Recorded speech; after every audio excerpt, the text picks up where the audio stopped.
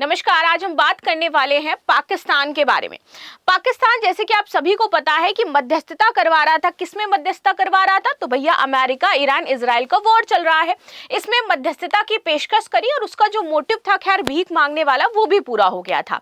हम सभी ये बहुत पहले से जानते हैं कि जो अमेरिका है वो पाकिस्तान को एज अ पपेट शुरुआत से यूज करते आया है। चाहे आप हिस्ट्री उठा करके देख लीजिए पाकिस्तान की, राइट। इसी बीच आपको ऑपरेशन सिंदूर के समय का टाइम भी याद होगा, जब फाइनली सीज फायर हुआ था तो ये गए थे अपने आरईरीज वगैरह लेकर के कि भैया हम दोनों मिल करके इस पे क्या करेंगे, कार्य करेंगे। तो ये हमेशा से यूएस को खुश करने में लगे रहते हैं कि किस तरीके से यूएस को खुश किया जाए और जब भी भीख मांगना हो तो भीख मांग लिया जाए।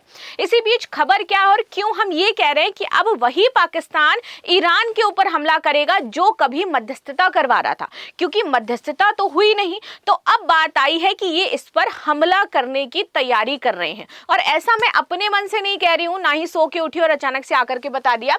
ऐसी खबर आ रही है भैया कि ये जो नेगोशिएशन राउंड है वो तो खत्म हो गया था, नेगोशिएशन नहीं हो पाया, इसलिए इस बार खुद ये, पहले तो इन्होंने पाकिस्तान में बुलाया था, जेडी वेंस वगैरह सब लोग पाकिस्तान गए थे, लेकिन बिल इतने ज्यादा हो गए थे कि भर नहीं पाए। तो इनको लगा कि भैया दोबारा तो हम कंगाल ही हो जाएंगे, इतनी महंगाई वैसे भी है, तो एक काम करते हैं खुद ही ईरान चले जाते हैं। तो इस बार आसिम मुनीर जो है वो ईरान खुद गए थे। सेकेंड टाइम ये वार्ता के लिए गए थे।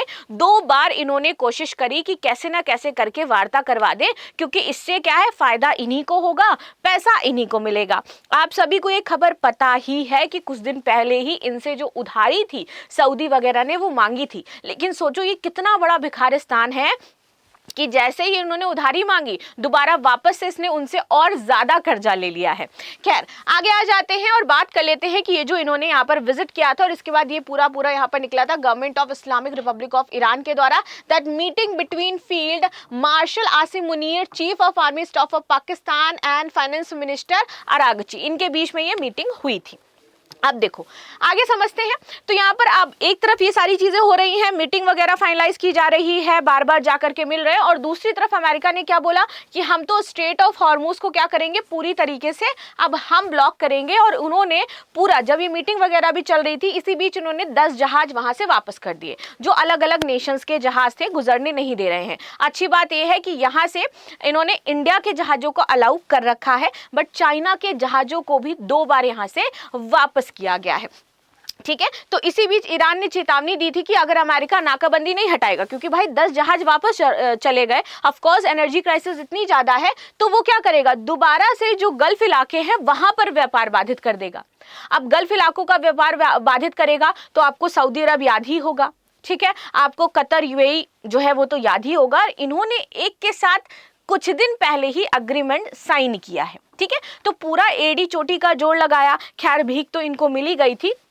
अब इनका क्या था कि एक जो सीक्रेट डील हुई थी इनके बीच में, एक तो डील हम जानते हैं, एक और जो सीक्रेट डील हुई थी जो हम आपको शायद नहीं पता होगी, आज हम उसके बारे में बातचीत करेंगे। तो भैया इनके बीच में डील क्या हुई थी, एक अग्रीमेंट साइन किया गया था जिसमें ये कहा गया था कि अगर आपके ऊपर हमला होगा तो हम क्या करेंगे, अपना ऊपर हमला मानेंगे। ये डील हम सभी लोग जानते हैं, जो अग्रीमेंट साइन किया गया था। इसी बीच पाकिस्तान को सऊदी अरब और कतर से $5 अरब की जो वित्तीय सहायता है वो भी मिल गई थी, क्योंकि ये क्या करवा रहे थे, पीस एग्रीमेंट करवा रहे थे।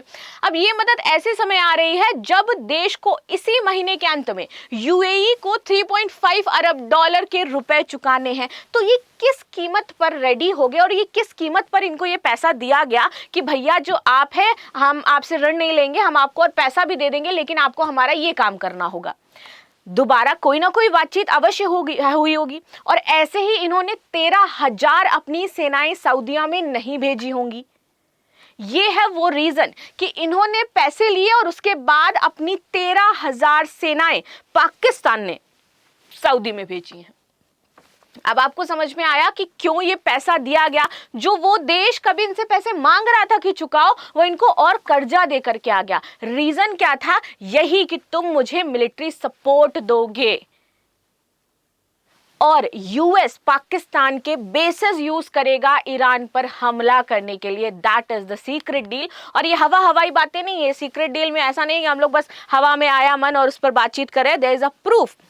नाउ एक हाथ ये शांति का बढ़ाते हैं, दूसरी हाथ में ये हथियार लेकर के खड़े हैं उसी नेशन के लिए जिसको ये अपना दोस्त कहते हैं, और ये पाकिस्तान का डबल गेम चलता आ रहा है। Why Pakistan is desperate to US Iran truce, leak details about the pact with the Saudi Arabia expose the region. क्योंकि भैया इन्होंने कुछ ही दिन पहले तो ये साइन किया था, और आप देखोगे कि पाकिस्तानी एयरफोर्स के लड़ाकू उन्होंने बोला है कि इस तैनाती में जो उन्हें तैनात किए गए हैं, आपका ये रियाद है, यहाँ पे बयान जारी किया गया था स्ट्रैटेजिक म्यूचुअल डिफेंस एग्रीमेंट के तहत पाकिस्तान की एक सैन्य टुकड़ी किल्न अब्दुल्ला अजजीर बेस जो कि साम्राज्य के पूरी प्रांत पर स्थित है वहां पहुंच चुकी है।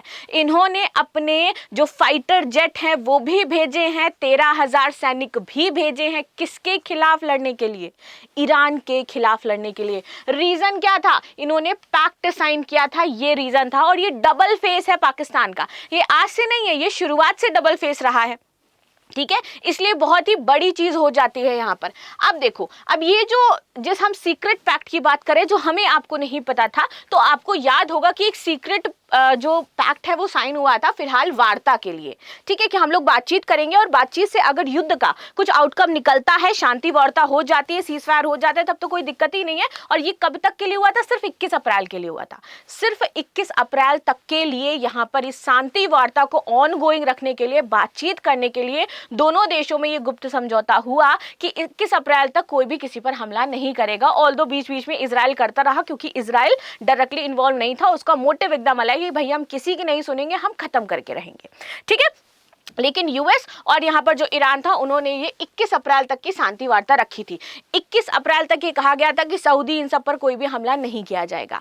अब क्या है, 21 अप्रैल का समय नजदीक आ रहा है, ये वार्ता जो डील फाइनलाइज हुई थी वो खत्म होने वाली है, शांति वार्ता के हमले नहीं करेंगे। और ये डील खत्म होने से पहले सऊदी ने अगर 13,000 सैनिकों की मदद मांगी या पाकिस्तान ने भेजा है, F-16 फाइटर जेट भेजा है, तो ये देखने के लिए तो नहीं भेजा गया होगा ना भाई कि अगर अब ईरान हमला करता है तो उसी पाकिस्तान के फाइटर जेट का इस्तेमाल किया जाएगा, और वो जो सैनिक हैं वो पाकिस्तान की तरफ से किससे लड़ेंगे? ईरान से लड़ेंगे। पहले ये थोड़े बहुत कंफ्यूज थे कि भैया दोनों ही मेरे देश दोस्त हो जाते हैं, लेकिन ये फंस गए बीच में। फंस कैसे गए? क्योंकि आपने पैक्ट साइन कर रखा है, पूरी दुनिया आपके ऊपर थूथू कर रही है कि आपने तो पैक्ट साइन किया था कि एक पर हमला होगा, दोनों पर माना जाएगा कि भाई पाकिस्तान पर भी हमला हुआ है, हम आपको सहयोग देंगे। तो अब ये सहयोग की बारी है, आप सहयोग दो, हम आपको सहयोग पैसे का दे रहे हैं, हमारे पास पैसा, हम आपको वो दे सकते हैं, राइट। आर्थिक मदद जो है वो हमने आपको प्रोवाइड करवाई। तो इसीलिए पहले इन्होंने एक भूमिका बनाई कि देखो हमने शांति से चीजों को शॉर्ट आउट करने का ट्राई किया, लेकिन ईरान नहीं माना। जबकि आसिम मुनीर गए भी एज अ पर्सन वहां पर बातचीत करने के लिए, तब भी नहीं माना ईरान। तो अब हमारे पास कोई रास्ता नहीं बचा था, और इसीलिए हमने इन पर अटैक कर दिया। ये पूरी दुनिया को बताने के लिए एक थ्योरी अब पाकिस्तान के पास है, और वो पाकिस्तान सुनाएगा जब समय आएगा। और सिर्फ यही थ्योरी नहीं है, एक बहुत ही इंटरेस्टिंग थ्योरी है। आप में से कितने सारे लोगों को पता है कि ईरान ने पाकिस्तान पर हमला किया था? 2024 के आसपास किया गया था वो हमला। चलो उस पर भी बातचीत करेंगे। आगे आ जाते हैं, पाक आर्मी डिप्लॉय जो मैंने बात करी है, और ये है वो एक्ट ऑफ एग्रेशन जो यहाँ पर साइन किया गया था, जिसमें बोला गया था that strategically mutual defence agreement है, जिसमें अगर किसी एक पर हमला होता है तो दोनों पर हमला माना जाएगा। साथ ही साथ हम एक दूसरे के साथ मिलिट्री ट्रूप्स बेसिस सब कुछ शेयर करेंगे अगर ऐसी कोई स्थिति हो जाती है। तो अब वो समय आ गया है, क्योंकि आपने साझा एक स्टेटमेंट जारी किया था that we will study the implication of the development from our national security as well as for the regional and the global stability. The government remains committed to the protecting India's national interest and the comprehensive nation in all the domains. अब जब ये agreement इन्होंने sign किया था इनके साथ, तो यहाँ पर हमारी जो एमी है इन्होंने एक स्टेटमेंट भी जारी किया था इनको लेकर के, भैया ठीक है ये दोनों लोग जो भी कर रहे हैं करते रहे, सऊदी हमारा भी देश हो जाता है तो हम अपना नेशनल इंटरेस्ट भी देखेंगे। यहाँ पर इंडिया का भी एक पॉइंट निकल करके आया था जो मैंने अभी जस्ट आपको पढ़ करके दिखाया। खैर आगे बढ़ते हैं और समझ लेते हैं यहाँ पर, क्योंकि आपने शपथ ली है यहाँ पर सपोर्ट करने की, तो अब आपको वो पूरी करनी पड़ेगी। नाउ अभी हम क्यों कह रहे हैं कि क्या चीजें हो जाती हैं, तो आपको ये पता चलेगा कि यहाँ पर क्या था, एक बार ईरान ने हमला भी कर रखा है। पाकिस्तान ने F-17 यहाँ पर आपका डिप्लॉय कराया है सऊदी अरेबिया में। ये हो जाता है जो कि यूएस के द्वारा दिया गया था, तो यूएस जब चाहे तब यूज करवा सकता है पाकिस्तान से, और ये उनके बेसिस भी यूज करेगा। क्योंकि अब 21 अप्रैल खत्म होने वाला है और जैसे ही खत्म होगा वैसे हमले यहाँ पर शुरू हो जाएंगे।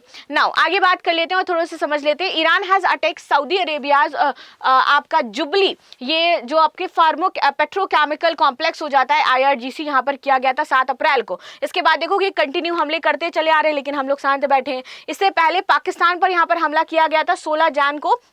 ईरान हिट द सब्सकूट with the drone the missile attack, और इसके बाद 18 को पाकिस्तान भी रिस्पॉन्ड करता है इनके ऊपर हमला करके। दोनों ने एक दूसरे पर ये आरोप लगाए थे कि ईरान कहता है कि हमने जो पाकिस्तान पर हमला किया है वो इसलिए किया है क्योंकि पाकिस्तान बॉर्डर से, क्योंकि बॉर्डर साझा होता है ना ईरान से, ठीक है, तो पाकिस्तान बॉर्डर से हमारे यहाँ पर आतंकवाद फैलाया जा रहा था। और सेम चीज यहाँ पर पाकिस्तान ने बोली कि भैया हमने इसलिए हमला किया क्योंकि ईरान आतंकवाद फैला रहा है दोनों ही देश यहाँ पर आतंकवादी, और दोनों ही एक दूसरे पर ये दोष मढ़ रहे थे कि इन्होंने हम पर आतंकवादी हमला करवाया है। और इस तरीके से एक दूसरे के जो रिपल्सिव आप देखोगे कि एक दूसरे की जो एक स्ट्रैटेजिक लोकेशंस थी उन पर हमला किया गया, ड्रोन से हमला किया गया। तो अब फाइनली इनके पास ये पॉइंट हो जाता है कि देखो हमने कहा, लेकिन अब ये क्या कर रहे थे, बलूचिस्तान मुद्दे पर वो कहेगा कि ईरान जो है हमारे यहाँ पर लोगों को भड़का रहा था, ईरान ने सीमा पार से बलूचिस्तान लोगों को हथियार मुहैया करवाए हैं और हम अपने नेशन की सुरक्षा के लिए क्या कर रहे हैं, अब ईरान पर हमला कर रहे हैं।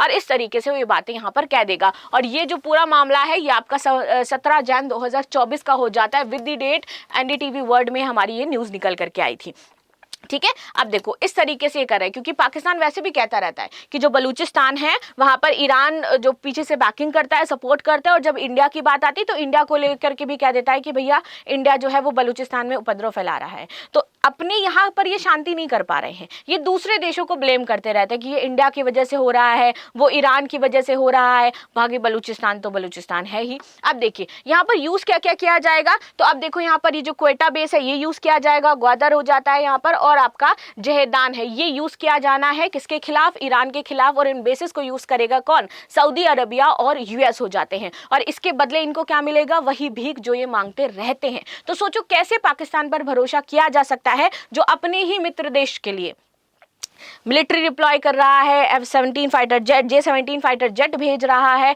और ये कह रहा है कि ठीक है अब 21 अप्रैल को जैसे ही आपके जो शांति वार्ता का समय था वो समाप्त होता है, वैसे ही अगर आपको हमला करना है तो आप हमला कर दीजिए। और ये प्रूफ है कि क्यों पाकिस्तान हमला करेगा ईरान के ऊपर, वरना क्या जरूरत थी 13,000 सैनिकों को भेजने की, क्या जरूरत थी अपने फाइटर जेट देने की। और वैसे भी आप फंसे हुए हो, आपने अग्रीमेंट साइन किया तो अब आपको सामने आना पड़ेगा, प्लस अब आपने कर्जा भी ले लिया है। तो एक तरीके से पाकिस्तान को आप ये कह सकते हो कि मिलिट्री को खरीद लिया सऊदी अरेबिया ने कि भैया तुम हमें पैसा दो और उसके बदले में, मतलब हम तुम्हें पैसा देंगे उसके बदले में तुम हमें क्या दो, सपोर्ट दो, अपना जो F-17 फाइटर जेट है वो दे दो, जो कि खुद उन्होंने पाकिस्तान से लिया है। और साथ ही साथ J-7 भी हो जाता है जो एक आपका शायद चाइना से लिया है और एक आपका US से लिया है, दोनों ही वो यूज करेंगे, चाइना वाला भी और US वाला। मे भी चाइना अपोज कर सकता है इसमें कि आप हमारे जो फाइटर जेट्स हैं वो आप ईरान के खिलाफ यूज नहीं करोगे, लेकिन US तो अलाउ करेगा ही करेगा कि भाई आप यूज करो जा करके। तो इस पूरी सिचुएशन में आपका क्या कहना है, आपकी क्या राय है, जरूर बताइएगा कमेंट बॉक्स में। और मिलते हैं नेक्स्ट क्लास में। और आपको क्या लगता है पाकिस्तान कब तक इसी तरीके की जो एक्टिविटी है उसमें इन्वॉल्व रहने वाला है, और ये जो आसिम मुनीर जो है इनका दिमागी हालत कब तक ठीक हो जाएगी तो ये सही डिसीजन लेने लगे। खैर मिलते हैं नेक्स्ट क्लास में, तब तक के लिए धन्यवाद। लाइक शेयर सब्सक्राइब करना बिल्कुल भी ना भूलें and thank you so much.